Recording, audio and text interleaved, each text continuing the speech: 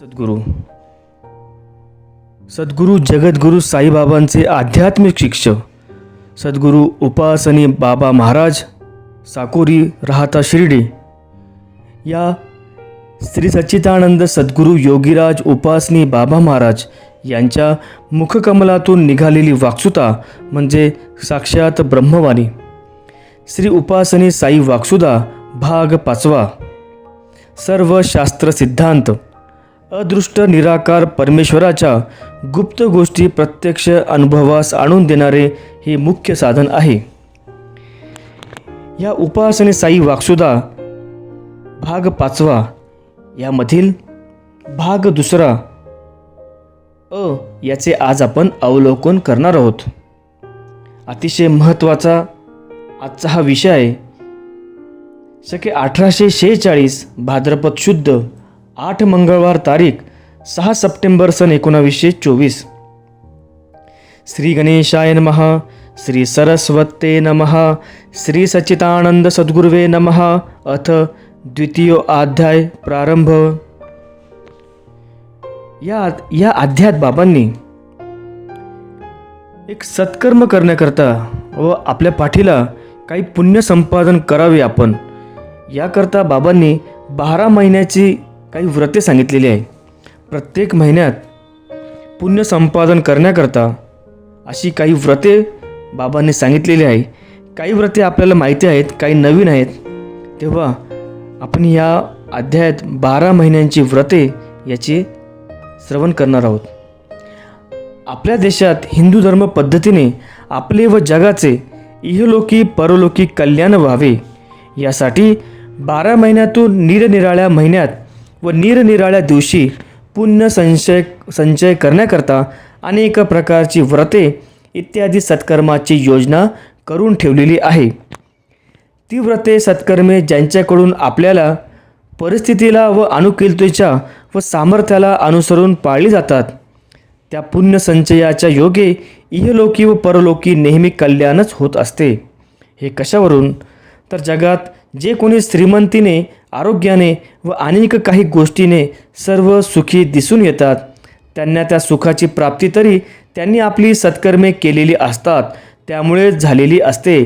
तसेच जे कोणी नेहमी अनेक सत्कर्मे करीत राहतात त्यायोगे जो पुण्य संचय झालेला असतो त्याचेच फळ सुखरूपाने ते भोगतात.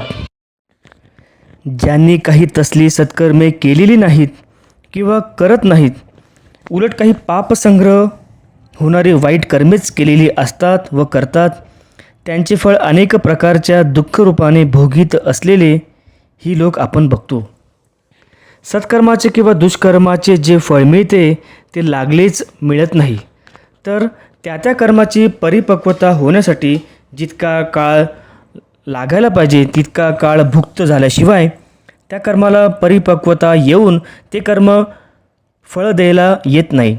जे सुख किंवा दुःख प्रत्यक्ष भोगण्याची पाळी येते ते कर्माची परिपक्वता होऊन ते कर्म फलरूपाला आलेले समजावे. म्हणून कोठे कोठे वाटेल तशी दुष्कर्मे करीत असूनही त्या दुष्कर्माचे दुःखरूप फळ न भोगता निरनिराळ्या सुख उपभोगाने चैन करत असलेलेच दिसतात. त्याचे कारण हेच की त्यांच्याकडून सुखाकरता पूर्वी झालेली जी सत्कर्मे ती परिपक्व होऊन फल उदयाला आलेली असतात. ती सुखरूप फळे भोगताना अभिमानाने मस्तपणात अविचाराने दुष्कर्मे केली जातात. ती पुढे परिपक्व होऊन त्यांची दुःखरूप फळे भोगण्याला बीजारोपण होत आहे असे समजावे. तसेच याच्या उलट कोणी कोणी पुष्कळ सत्कर्मे करीत असणारे हे दुःखभोगी दिसतात. त्याचे कारण तरी हेच की त्यांनी पूर्वी केलेल्या दुष्कर्माची परिपक्वता होऊन ती फल उदयाला आलेली असल्यामुळे ते दुःख भोगतात. त्या दुःखामुळे त्यांचा सात्विक नम्र असा स्वभाव होऊन पुढे सुखरूप फळे मिळण्याकरता सत्कर्माच्या योगे ते सुखाचे बीजारोपण करीत राहतात. प्रत्येक मनुष्याला आयुष्यभर व जन्मोजन्मी सुख भोगावे अशीच हौस असते व ती असणे योग्यच आहे. मनुष्य शरीर मिळवून मुख्य कर्तव्य काय आहे तर ऐहिक व पारलौकिक थेट परमेश्वरी ब्रह्मसुखापर्यंतचे सुख भोगावे व त्या सुखासाठी जे खरे खरे उपाय असतील त्या उपायाची योग्य ती करणी करीत राहावे असे करणे हेच सुख मनुष्यजन्म घेण्याचे सार्थक. पूर्वीच्या शेकडो हजारो काळापासून जे तत्ववेत्ते विचारी लोक होऊन गेले ते तरी आता सांगितल्याप्रमाणे सर्व प्रकारच्या सुखासाठीच अनेक प्रकारचे योग्य ते उपाय करीत होते व त्यापासून इहलोकी व परलोकी थेट ब्रह्मसुखापर्यंत सुख भोगीत होते व अद्यापपर्यंत ते सर्व सुख उपभोगतच आहात. अशा रीतीने जगामध्ये पुढे पुढे होणाऱ्या मनुष्य समाजाने इहलोकाचे राज्य सुखापर्यंत व परमेश्वरी ब्रह्मसुखापर्यंतचे ईश्वरी सुख मिळावे या उद्देशाने पूर्वीच्या तत्ववेत्यांनी ज्या ज्या उपायाने, ज्या ज्या मार्गाने, ज्या ज्या सत्कर्णीने ती सुखे मिळवली व तेच निरनिराळे उपाय, सन्मार्ग, निरनिराळी अनुष्ठाने, तपश्चर्या इत्यादी यथाविधी पायशुद्ध व त्या पद्धतीने करता यावे असे उघड मार्ग ग्रंथरूपाने लिहून ठेवलेले आहेत. हजारो वर्षापासून चालत आलेले जे ते ग्रंथ, त्या शास्त्र ग्रंथाच्याच आधाराने हजारो काळापासून हजारो लोक ज्यांच्याकडून जे होण्यासारखे असेल ते करीत आले. त्यायोगे शेकडो हजारो लोक इहलोकी परलोकी सुखभोगी आहेत. त्या सत्कर्णीच्या उपयोगात काही कठीण आहे व काही सोपे आहे. पूर्वीच्या देशकालाला अनुसरून व मनुष्य शक्तीही सदृढ होती त्याला अनुसरून कडक तपश्चर्यासारखी सत्कर्मेही करून पुष्कळ प्रकारच्या सुखासाठी उपाय करीत होते. परंतु पुढे इतकी कडक तपश्चर्या करण्याचे मनुष्य समाजात सामर्थ्य राहणार नाही, म्हणून सर्वांना कोणत्याही काळात आणि कोणत्याही परिस्थितीत कोणालाही सर्व प्रकारच्या सुखासाठी उपाय व तत्संबंधी सत्कर्मे सहज करता यावी म्हणून पूर्ण पोहोचलेले खास परमेश्वर रूप ब्रह्मसुखात असलेले जे त्यांनीच पुष्कळ प्रकारच्या पद्धती सांगून ठेवलेल्या आहेत. त्यापैकीच सर्वांना करता येण्याजोगे सोपे व हजारो वर्षापासून जी करीत आले व त्यापासून सर्व प्रकारची सुखे मिळवली अशीच सत्कर्मे व व्रते 12 महिन्यातून प्रत्येक महिन्यात व त्यातील काही दिवशी जी सत्कर्मे करण्याची योजना करून ठेवलेली आहे त्या दिवसांची सर्व सत्कर्मे किंवा त्यापैकी ज्यांच्याकडून जी होण्यासारखी असतील ती सत्कर्मे त्या वेळेस त्या शास्त्र पद्धतीप्रमाणे नियम पाळून त्या दिवशी केली गेली म्हणजे त्या क्रियेचा परिणामच तसा आहे की आपोआपच पुष्कळ पटीने पुण्यसंग्रह साचवावाच. जसे एखाद्या सुपीक चांगल्या जमिनीत ज्या धान्यासाठी किंवा ज्या फळांच्या झाडासाठी त्यांच्या रीतीची 12 महिन्यातून त्या वेळेला योग्य क्रिया केली गेली म्हणजे त्यांचे यथायोग्य फळ म्हणजे मुबलक धान्याचा किंवा फळांचा संग्रह होतच असतो. त्याचप्रमाणे 12 महिन्यातून ठरलेल्या दिवशी त्या वेळेला तिथी सत्कर्मे योग्य रीतीने बरोबर केली गेली म्हणजेच त्याचा स्वस्वभावच असा आहे की क्रियेची पूर्णता झाली म्हणजे त्याचा परिणाम होतच असतो व तो पुण्यसंचयाच्या रूपाने होतो. फरक एवढाच की वृक्षादिकांच्या क्रियेपासून त्याचा परिणाम प्रत्यक्ष फळरूपाने अनुभवास येतो आणि या सत्कर्णीचा परिणाम पुण्यसंग्रह तो प्रत्यक्ष दिसण्यासारखा अनुभवास येत नाही. परंतु हा सिद्धांत आहे की कोणतेही प्रत्यक्ष अनुभवास येणारे सुख त्या प्रत्यक्ष सुखाची पूर्वस्वरूप अप्रत्यक्ष अवस्थेत असते. त्याच्या अप्रत्यक्ष अवस्थेसाठी किंवा अप्रत्यक्ष स्वस्वरूपासाठीही काही प्रथम क्रिया करावी लागते. मग त्या क्रियेपासून अप्रत्यक्ष व अप्रत्यक्षाचे पुढे प्रत्यक्ष स्वरूप उदयाला येते. याला उदाहरण जमिनीत धान्य किंवा फळाचे बी पेरणे ही जरी प्रत्यक्ष क्रिया झाली तथापि पुढे जे त्याचे वृक्षरूपाने किंवा फळरूपाने प्रत्यक्ष स्वरूप अनुभवास येणार त्यापूर्वी तेच फळ तेच वृक्ष जमिनीत अप्रत्यक्ष स्वरूपात होते. तसेच कोणत्याही सुखप्राप्तीसाठी प्रथम बरी वाईट क्रिया केली जाते. त्याचा प्रत्यक्ष सुखदुःख रूपाने अनुभव काल येईपर्यंत मधल्या काळात तेच सुखदुःख अप्रत्यक्ष स्वरूपात असते. हा ईश्वरी संकेताने सिद्धांतच आहे.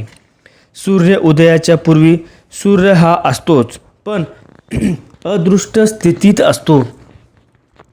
आगपेटीच्या काड्या आगपेटीच्या काड्या करण्याची प्रत्यक्ष क्रिया करून ठेवली, पण ती ओढून त्यातून उपयोगात येण्याकरता प्रत्यक्ष अग्नी प्रकट होण्याचा काल येईपर्यंत तोच प्रत्यक्ष अग्नी प्रकट होण्याचा पूर्व अवस्थेत त्या काडीत अप्रत्यक्ष स्वरूपात असतो. मग त्या काडीत अग्नी नाही असे कोणी म्हणते असं नाही. तशाच रीतीने कोणतीही परमेश्वरी सत्कर्म यथायोग्य रीतीने केल्यावर त्याचे सुखरूप फळ मिळण्याचा काळ येईपर्यंत त्याच्या पूर्व कर्मात तेच सुखरूप फळे अदृश्य अवस्थेत असते. असे अदृश्य स्थितीत असलेले सुखरूप फळ त्यालाच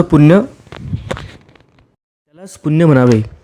स्त्रीच्या उदरात गर्भधारणाची क्रिया प्रत्यक्ष झाली, परंतु मुलगा किंवा मुलगी असे कोणतेही सुखरूप फळ मिळवण्याचा काळ येईपर्यंत मधल्या काळात ते फळ अदृष्ट अवस्थेत हळूहळू परिपक्व दशेत येत राहते आणि परिपक्व झाल्यावर बाहेर उदयाला येते. तसेच कोणतेही सत्कर्मापासून होणारे सुखरूप फळ उदयास येण्यापूर्वी क्रिया झाल्यानंतर ते अप्रत्यक्ष स्थितीतच हळूहळू परिपक्व दशेत येत राहते. मग ते प्रत्यक्ष सुखरूप जे फळ ते अप्रत्यक्ष स्वरूपात नाही असे कसे झाले? मग प्रत्यक्ष सुख स्वरूप उदयाला येण्यासाठी त्या सुख स्वस्वरूपाची प्रथम अप्रत्यक्ष अवस्था असण्याची जरुरी तर आहे. मग ती अप्रत्यक्ष अवस्था म्हणजेच पुण्यसंचय. त्या प्रत्यक्ष सुखरूप फळाचे पुण्यसंग्रह बीजच आहे असा सिद्धांत आहे. म्हणून सुखाचे बीज पुण्य असे सिद्ध वाक्य ठरलेले आहे. मग अर्थातच त्या अप्रत्यक्ष पुण्यरूपाने असलेले जे सुखाचे बीज त्याच्या संग्रहासाठी म्हणजे पुण्यसंचयासाठी पुण्य उत्पन्न करणारी अशी सत्कर्मे प्रत्यक्ष रीतीने केली पाहिजे की नको? आणि त्या कोणत्याही सत्कर्माला अदृश्य जो परमेश्वर त्याचा पूर्ण संबंध असल्याशिवाय ती सत्कर्मे होऊ शकत नाही. परमेश्वरासंबंधी जी कर्मे ती सत्कर्मे. सत म्हणजे परमेश्वर आणि परमेश्वर म्हणजे सत. या परमेश्वराच्या संबंधातील परमेश्वर सत्तेने ठरली गेलेली ज्या कर्मात जगापैकी व्यवहारी संबंध नसतो ती सत्कर्मे जी मनुष्य करता त्याने नेहमी किंवा त्या क्रिया करीत आहेत तोपर्यंत तरी सर्व व्यवहार बंद सोडून असावे लागतात. व्यवहार संबंध सोडून असावे लागतात. अशा रीतीने जी परमेश्वरासंबंधी यथाशास्त्र क्रिया केली जाते तिला म्हणावे तिला म्हणावे सत्कर्म किंवा सत्क्रिया. अशी अनेक प्रकारची सत्कर्मे जितकीही अधिक केली जातील तितकी करीत असताना त्याची पूर्णता झालीच. म्हणजेच परमेश्वरी रीतीचे ऐहिक राजसुखापर्यंत किंवा पारलौकिक ब्रह्मसुखापर्यंत इच्छेप्रमाणे कोणत्याही सुखासाठी त्याचे पूर्वस्वरूप म्हणजे तितक्या मानाने पुण्यराशीचा संग्रह होत राहतो. असा पुण्यसंग्रह होण्यासाठी 12 महिन्यातून व्रते नियम अनुष्ठाने सांगून ठेवलेली आहेत. आता प्रत्येक महिन्यात कोणकोणत्या दिवशी स्त्री पुरुषांसाठी कोणकोणती व्रते सांगून ठेवलेली आहेत व ती अधिकार परत्वे कोणती करावी, ती कशी करावी, त्याची विधी, त्याचे नियम हजारो वर्षापासून प्रसिद्ध झालेले व्रतार्क, व्रतराज, धर्मसिंधू इत्यादी ग्रंथात सांगून ठेवलेले आहेत. हे ते सर्व सोपे आहे म्हणून येथे त्याचा पुन्हा विस्तार करून सांगत बसत नाही.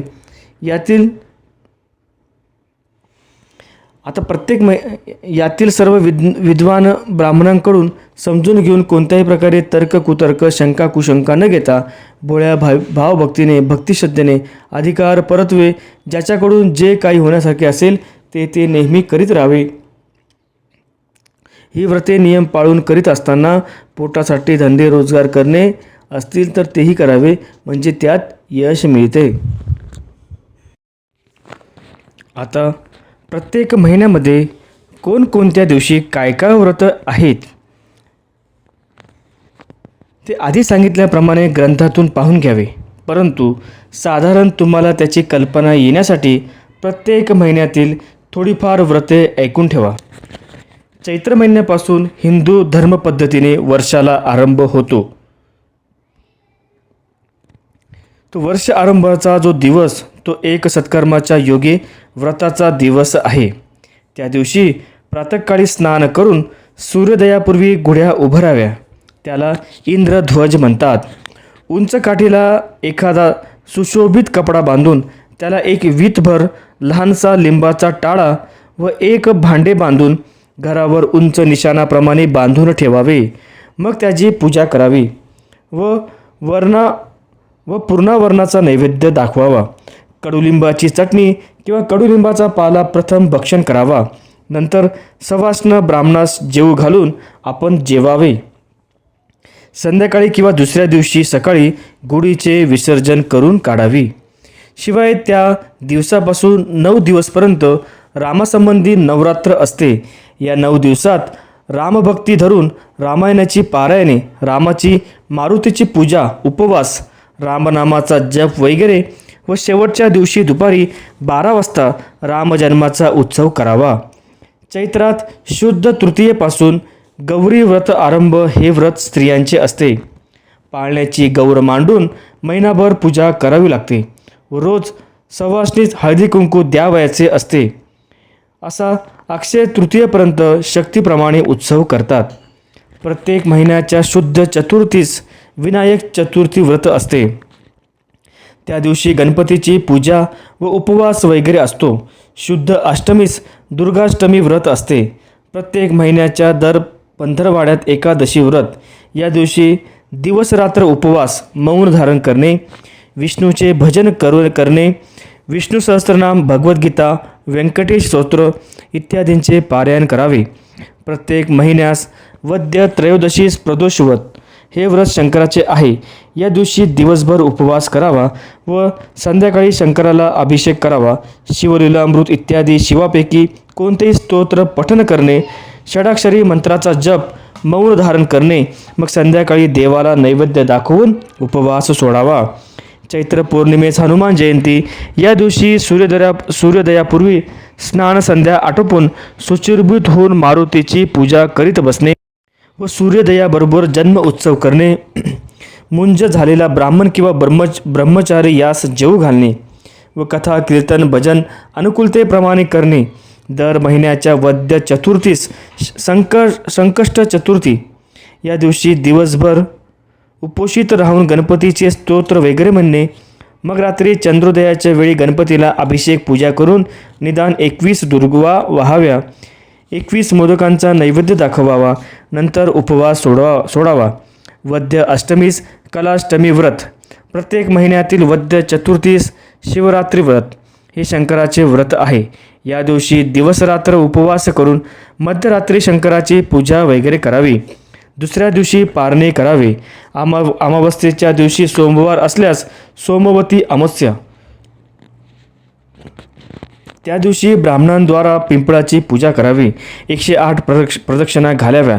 प्रत्येक प्रदक्षिणेला शक्तीप्रमाणे कोणतेही फळ किंवा पैसा वगैरे पिंपळाच्या पुढे ठेवीत जावे. अशी 108 प्रदक्षिणेस 108 फळे वाहून ती ब्राह्मणास द्यावी. वैशाखात शुद्ध तृतीयेस अक्षय तृतीया व्रत. या दिवशी वडिलांच्या नावाने श्राद्ध करावे. उदक कुंभाची पूजा करून त्याचे दान करावे. चैत्रात शुद्ध तृतीयेस बसविलेल्या गौरीचा व शेवटचा दिवस म्हणून संध्याकाळी गौरीची पूजा करून पुष्कळ सवाष्ण बोलून हळदी कुंकू, चंदनाची ओटी, खिरापत, भिजलेली डाळ, हरभरे इत्यादी त्यास द्यावे. पौर्णिमेस नरसिंह जयंती. या दिवशी नरसिंह जन्माचा अवतार करावा. ज्येष्ठ शुद्ध प्रतिपदेपासून 10 दिवस दशहरा व्रत. या 10 दिवसात गंगेचे महात्म्य असते. यात गंगेचे पूजन, गंगालहरी वाचणे इत्यादी गंगेविषयी करावे. तसेच ब्राह्मणांना रोज कोणतीही 10 फळे अशी 10 दिवस द्यावी.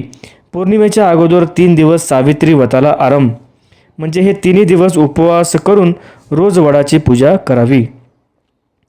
नंतर पौर्णिमेच्या दिवशी ब्राह्मणांद्वारे वटसावित्री पूजन करावे व दुसऱ्या दिवशी व्रताचे पारणे करावे.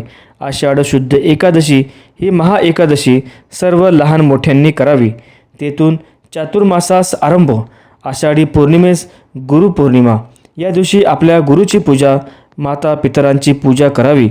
नंतर आषाढी अमावस्येस दीपपूजा, समया, निरांजने वगैरे गोड्या तेलाचे, तुपाचे दिवे स्वच्छ करून सुशोभित पाटावर मांडून त्यात वात घालून प्रज्वलित करावे व त्याची यथासांग पूजा करावी. श्रावणात शुद्ध पंचमीस नागपंचमी या दिवशी नागाची पूजा करावी. प्रत्यक्ष नाग मिळत नाही म्हणून कागदावर किंवा भिंतीवर नागाची प्रतिमा काढून त्याची पूजा करावी. त्या दिवशी चुलीवर तवा ठेवून भाकरी पोळ्या करू नये. पुरणाची कणकेची दिंडे उकडून किंवा गव्हाची खीर करून नागास नैवेद्य दाखवावा. झाडाला झोपाळा बांधून झोके घेणे. शुद्ध षष्टीला सुपोदन किंवा वर्णसट या दिवशी वालावर यथाशक्ती दक्षिणा व सुपारी ठेवून ते दान ब्राह्मणास द्यावे. शुद्ध सप्तमीस शीतळा सप्तमी या दिवशी मातीचा घोडा, त्यावर मातीच्या 2 बाहुल्या करून त्याची यथासांग पूजा करावी. त्या दिवशी स्वयंपाक वगैरे न करता आदल्या दिवशीच धान्य फराळाच्या दशम्या वगैरे करून ठेवाव्या व त्या शिळ्याच्या या दिवशी नैवेद्य दाखवून शिळेचे भक्षण करावे. दुसऱ्या दिवशी त्या पूजेचे विसर्जन करावे. पौर्णिमेच्या दिवशी नारळी पौर्णिमा या दिवशी रक्षाबंधन व ब्राह्मणांच्या श्रावण्या वगैरे असतात. श्रावण वद्य अष्टमीस गोकुळ अष्टमी या दिवशी मातीची सर्व गोकुळ म्हणजे कृष्ण, गोप गोपी इत्यादी लहान लहान मातीची बाहुली तयार करून त्याची रात्री पूजा करणे. त्या दिवशी उपवास करावा व रात्री 12 वाजता कृष्ण जन्माचा उत्सव करावा. अमावस्येस पिठोरी अमावस्या या दिवशी कणकेच्या पूजा करून त्यावर कणकेचे दिवे ठेवून अतीत कोण आहे असे म्हणून मुलाला ते वाण द्यावे. शिवाय या दिवशी बैलांचा पोळा असतो. प्रत्यक्ष बैल असल्यास त्यास शृंगारून वाजत गाजत मिरवून संध्याकाळी घरी आणून त्याची पूजा करावी व त्यास गूळ व पोळी खाऊ घालावे. खरे बैल नसल्यास मातीचे बैल करून त्याची यथासांग पूजा करावी. याशिवाय श्रावणात रविवारी सूर्याची पूजा म्हणजे पाटावर रक्तचंदनाने सूर्यमंडळ काढून त्याची यथासांग पूजा करावी. सोमवारी महादेवाची पूजा, महादेवाला शिवामूठ, अभिषेक, उपवास, बेल वाहने इत्यादी. मंगळवारी लग्न झालेल्या मुलींनी 5 वर्षे मंगळागौराची पूजा करणे. लग्न न झालेल्या मुलींनीही पूजा करावी. रात्री जागरण करणे.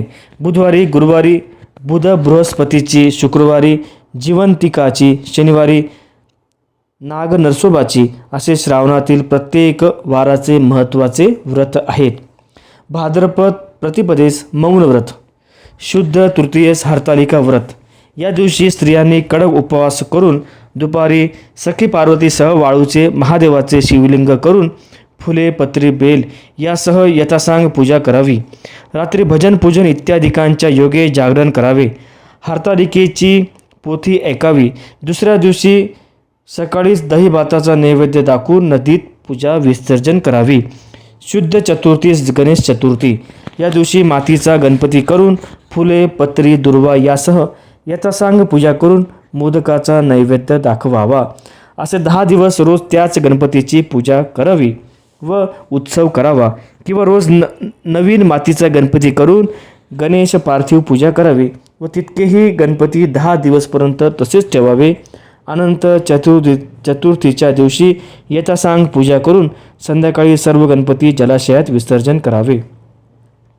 शुद्ध पंचमी ऋषी पंचमी व्रत या दिवशी स्त्री पुरुषांनी आघाडाच्या काडीने दंत धावन करावे. आघाड्याच्या काड्या घेऊन एक काडी डोक्यावर ठेवून एक तांब्या डोक्यावर घ्यावा. असे 108 वेळा किंवा जितके होण्यासारखे असेल तितक्या वेळा घेऊन स्नान करावे. त्या दिवशी बैलाच्या कष्टाची धान्य भाजीपाला खाऊ नये. गाईचे दूध तूप खाऊ नये. अरुंधतीसह सप्तऋषींची पूजा करावी. शुद्ध अष्टमीस ज्येष्ठा कनिष्ठा व्रत या दिवशी ज्येष्ठा कनिष्ठा नावाच्या 2 महालक्ष्म्यांची पूजा करावी. 2 सवाष्ण जेवू घालाव्या. दुसऱ्या दिवशी दही भाताचा नैवेद्य दाखवून विसर्जन करावे. शुद्ध द्वादशीस वामन द्वादशी या दिवशी मुंजाला लंगोटी द्यावी, त्याची पूजा करावी. 1 वस्त्र द्यावे, दक्षिणा द्यावी व दूध भात जेवू घालावा किंवा दूध, नारळ, तांदूळ हे द्यावे व वामन जयंतीचा उत्सव करावा. शुद्ध चतुर्दशीस अनंत चतुर्दशी व्रत या दिवशी दर्भाचा शेष करून भरलेल्या तांब्यात ठेवून त्याची कडा बाहेर ठेवून त्यावर तबकडी ठेवावी. त्यात गहू किंवा तांदूळ घालून त्यावर 14 गाठी दिलेला रेशमाचा दोरा ठेवावा, तोच अनंत. त्याची यथासांग पूजा करावी. 14 घारगे 14 पक्वान्नाचा नैवेद्य दाखवावा. सवाष्ण ब्राह्मण जेवू घालावे व अनंताची कथा श्रवण करावी. भाद्रपदी पौर्णिमेस पौष्टपदी पौर्णिमा या पौर्णिमेच्या 7 दिवस अगोदर भागवताचा सप्ताह बसवावा. पौर्णिमेच्या दिवशी त्याची समाप्ती करावी. भाद्रपद वद्य पंधरवडा या संबंध 15 दिवसात आपल्या वडिलांच्या तिथींच्या दिवशी श्राद्ध पक्ष करावे. अविधवा नवमीच्या दिवशी सुवासिनी मेल्या असतील त्यांचे श्राद्ध करावे. अमावस्येच्या दिवशी सर्व पितरांचे श्राद्ध करावे व त्यांचा उत्सव करावा. अश्विन शुद्ध प्रतिपदेला मातामह श्राद्ध नातवाने आईची आई निवर्तली असल्यास तिचे श्राद्ध करावयाचे. अश्विन शुद्ध प्रतिपदेपासून 9 दिवस देवीचे नवरात्र या दिवशी घटस्थापना करावयाची. ज्याची जशी वहिवाट असेल त्याप्रमाणे 9 दिवस उपवास, घटाला माळ, नंदादीप, सप्तशतीचे पारायण, अष्टमीच्या दिवशी होम, नवमीत पूर्णाहुती इत्यादी वहिवाटाप्रमाणे 9 दिवस करावे. दशमीच्या दिवशी सवाष्ण ब्राह्मण जेवू घालून घट वगैरे सर्व जलाशयात विसर्जन करावे. शुद्ध पंचमीला ललिता पंचमी, शुद्ध अष्टमीस दुर्गाष्टमी या दिवशी चुलीप्रमाणे लक्ष्म्या वगैरे करून रात्री घागरी फुकतात. शुद्ध दशमीस विजयादशमी व्रत या दिवशी प्रत्यक्ष घोड्याची किंवा मातीच्या घोड्यांची पूजा करणे. संध्याकाळी सीमोल्लंघन करून शमीची व आपट्याची पूजा करावी. त्याची पाने हेच सोने समजून घरोघर द्यावी. अश्विनी पौर्णिमेच्या दिवशी अश्विनी पूजन या दिवशी पाटावर तांदळाची घोडी काढून लहान मुलांकडून तिची पूजा करावी व 5 सवाष्णीने त्या मुलाला ओवाळावे व त्याला दूध वगैरे द्यावे. रात्री पाटावर तांदळाची महालक्ष्मी करून मध्यरात्री चांदण्यात तिची पूजा करून दुधाचा नैवेद्य दाखवावा. मग आपल्या आप्त इष्टांसह दूध प्यावे. रात्रभर लक्ष्मीच्या नावाने भजन पूजन जागरण करावे. अश्विनी वद्य अष्टमीस मध्यरात्री चंद्रोदयी उसाचे 8 कर्वे करून त्यावर 8 पुऱ्या ठेवून त्यावर दीप ठेवून त्याची पूजा करावी. त्या दिवशी उपवास करावा. वद्य द्वादशीस गोवत्स द्वादशी या दिवशी संध्याकाळी सवत्स गायीची पूजा करावी. वद्य त्रयोदशीस धनत्रयोदशी या दिवशी धनाची पूजा व बायकांची अभंग्य स्नाने असतात. वद्य चतुर्दशीत नरक चतुर्दशी या दिवशी पहाटे पुरुषांनी अभंग्य स्नाने करावी. याच दिवशी मुख्य दिवाळी असते. अमावस्येला लक्ष्मीपूजन. कार्तिक शुद्ध प्रतिपदेच्या दिवशी गोवर्धन पूजा या दिवशी गायीची पूजा करून त्यांना चारा घालावा. कृष्णाची पूजा करावी. शुद्ध द्वितीयेच्या दिवशी यमद्वितीया या दिवशी बहिणीने भावाला ओवाळायचे असते. शुद्ध नवमीस कुष्मांड नवमी. कार्तिक शुद्ध एकादशी ही महाएकादशी सर्व लहान मोठ्यांनी करावी. शुद्ध द्वादशीस तुलसी विवाह आरंभ. शुद्ध चतुर्थीच्या दिवशी वैकुंठ चतुर्दशी. पौर्णिमेच्या दिवशी त्रिपुरारी पौर्णिमा. त्या दिवशी देवळात दीपोत्सव असतो. त्रिपुरीच्या वाती लावतात. इथपासून चातुर्मासाची समाप्ती. समाप्तीच्या निमित्ताने जे करणे ते करावे. मार्गशीर्षात शुद्ध षष्ठी चंपाषष्ठी खंडेरावाचे नवरात्र. शुद्ध चतुर्दशी दत्तजयंती. पौषात मकर संक्रांत या दिवशी सूर्यनारायणाची पूजा करून स्त्रियांनी वाणे वाटणे, तिळगुळाचे दान, वस्त्रदान, खिचडीचे दान, नारळाचा किंवा कशाचा तरी आवा लुटणे, हळद कुंकू वाटणे इत्यादी. माघात शुद्ध पंचमी वसंत पंचमी. शुद्ध सप्तमीस रथसप्तमी. पाटावर रक्तचंदनाचा रथ व त्यात सूर्यनारायणाचे मंडळ काढून त्याची पूजा करावी. गुळाच्या पोळीचा नैवेद्य करावा. गवल्याची खीर करावी. सवाष्ण ब्राह्मण जेवू घालावे. सकाळी एका बोळक्यात दूध घालून घराबाहेर गोवऱ्या पेटवून त्यावर ठेवावे. असे सर्व ओतू जाईपर्यंत ठेवावे. शुद्ध द्वादशीस भीष्म द्वादशी. वद्य चतुर्दशीस महाशिवरात्र या दिवशी दिवस रात्रभर शंकराला दुधाचा पाण्याचा रसाचा रुद्रावर्तनाने अभिषेक करावा. 7 दिवस सारी रात्र उपवास करावा. 1000 किंवा जितका बेल मिळेल तितका वाहावा. भजन पूजन करावे. दुसऱ्या दिवशी सवाष्ण ब्राह्मण जेवू घालून पारणे करावे. फाल्गुनात पौर्णिमेच्या दिवशी हुताशनी. वद्य प्रतिपदेस धुलिवंदन. वद्य पंचमीस रंगपंचमी.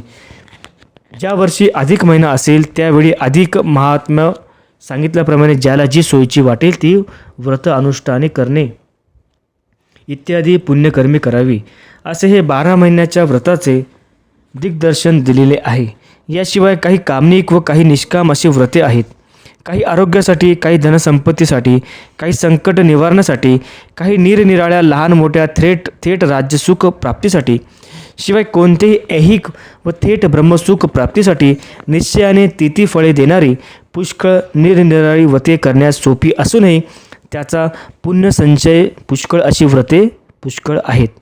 हे सर्व त्यासंबंधी जे जे ग्रंथ सांगितलेले आहेत त्या ग्रंथात ती कशी करावी, त्यांची फळे काय, किती दिवसांनी उदयास येते, त्यांचे सविस्तर वर्णन केलेले आहे.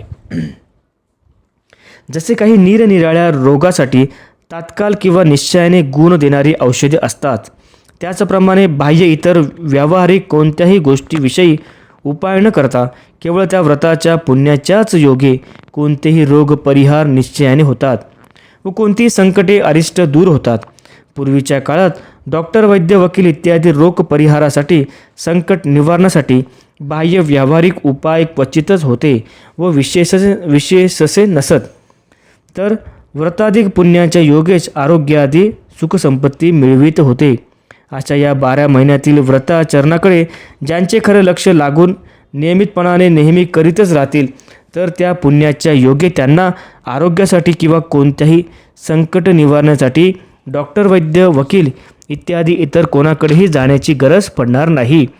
शिवाय ऐहिक व पारलौकिक ईश्वरी सुखाकरता अन्य कठीण उपायही करण्याची गरज पडणार नाही. हल्लीच्या परिस्थितीत बहुतेक लोकांची मने संकुचित विचारांची, संशयविष्ट व निरनिराळे तर्ककुतर्क करणारी अशी झालेली आहेत. म्हणून सत्पुरुषावरती एकाएकी श्रद्धापूर्वक पूर्ण विश्वास बसून त्याच्याकडून इहलोक परलोकीचे सुखसाधन करून घेण्याची तयारी नसते. म्हणून स्वतंत्र रीतीने आपल्याला ताब्यात असून आपल्यानेच करून घेण्यासारखी अशीच बहुतेक व्रत अनुष्ठानाची मांडणी असल्याकारणाने त्यात परावलंबनासारखे काही नसल्यामुळे 12 महिन्यातील शक्य तितकी व्रताचरणाची सत्कर्मे करूनच कोणतीही इच्छित कामना पूर्ण करून घेत राहावी, हेच बरे. त्याचप्रमाणे करणारे नेहमी सुखीच असतात, अशी ही स्वतः सिद्ध परावलंबी नसलेली स्वतंत्र रीतीने ज्याचे त्याला करून घेण्यासारख्या या व्रताचरणाच्या योगे ऐहिक व पारलौकिक सर्व सुखाची प्राप्ती मिळून खास अखंड ब्रह्मसुखाचीही प्राप्ती करून घेता येते. त्या व्रतापैकीच ज्येष्ठा कनिष्ठा हे एक व्रत आहे. या व्रताकरता सवाष्ण जेव घालावे लागते व ती कोणत्याही जातीची असली तरी चालते. याबद्दल सविस्तर विधिमार्ग पूर्वी सांगितलेल्या ग्रंथात पाहून घ्यावा व त्याप्रमाणे करीत राहावे आणि विशेष परिश्रम न करताही आपोआपच आपल्या द्रव्याच्या बाजूने सुखी होतो. ते व्रत आजच्या दिवसाला करावे लागते. याला कोणी कोणी महालक्ष्मी व्रत म्हणतात. दरसाल हे व्रत जर विधियुक्त चालविले तर पिढीनपिढी त्यांच्या घरात लक्ष्मीची वस्ती नेहमी असते व शेवटी मायारहित खरे लक्ष्मीचे जे ऐश्वर त्याची प्राप्ती होते. असा या व्रताचा महिमा फार मोठा आहे. ज्यांना प्रत्येक महिन्याची सर्वच व्रते व्यवहाराच्या कामधामामुळे करणे संभवनीय नसते व व्रते करण्याचे पुण्य तर झाले पाहिजे, म्हणून सर्व व्रतांचे सार अशी जी मुख्य व्रते आहेत ती करून भक्तिश्रद्धेने या अध्यायाचे पठण श्रवण त्या व्रताच्या दिवशी करीत गेल्यास व्रते केल्याचेच पुण्यसंग्रह होईल. ते इहलोकाच्या व परलोकाच्या सुखाचे अधिकारी होतील. कोणतीही कामना धरून केल्यास कामना पूर्ण होतील. निष्काम बुद्धीने केल्यास ऐहिक कामना पूर्ण होऊन शिवाय परमेश्वर पदाची प्राप्ती होईल. ओम तत्सत इति श्री सच्चिदानंद सद्गुरु उपासने प्रणिताया वाक्सुदाया 12 महिन्यातील व्रते विवरण नाम द्वितीय अध्याय समाप्त. ओम तत्सत ब्रह्मार्पणमस्तु. शुभम भवतु. जय सद्गुरु.